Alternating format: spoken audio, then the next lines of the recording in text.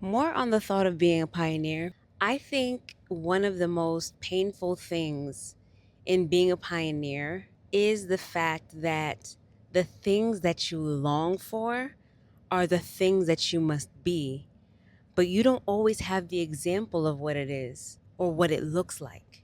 And I think that's the most painful part because the things that God has called you to be and you not having the experience or you not having the privilege of experiencing it for a long time in your life, or it was ripped away very early from you early on in your life and childhood via a trauma or some type of broken family situation. It's just really like it's just something about it that doesn't sit right with me. And sometimes I have to talk to God about it. You know what I mean?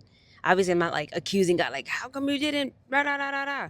Because obviously, God chose me, God chose you, God chose your blood, God chose your bloodline for a specific reason, for such a time as this, in the time period that He did. But sometimes it's like, dang God, the thing that you want me to be, I've never experienced it and I would have loved to have had it, but I can't because my time is up. In a sense, it's not up per se, like I'm not about to die, but it's more like the time period for me to have experienced it in my formative years of living is up because now I'm in my 30s. And so to be that is almost painful. It is painful.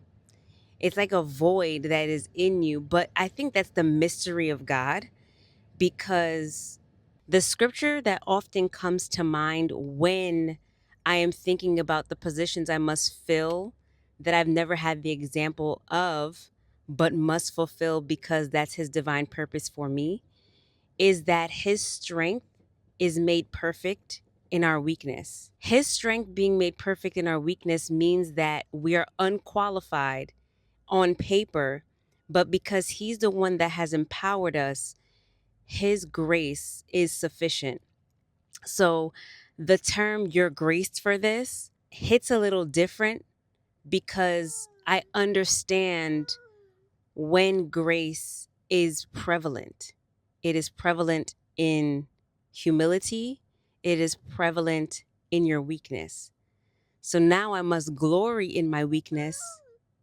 I must glory in my infirmity so that his grace may abound.